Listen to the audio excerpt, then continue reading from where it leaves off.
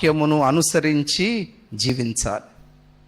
దైవ గ్రంథములో వివరిస్తూ అంటాడు, నీ వాక్యము నా పాదములకు నా త్రోవకు వెలుగు. అవును, నీ వాక్యమే నన్ను నడిపిస్తుంది, నీ వాక్యమే నన్ను బలపరుస్తుంది.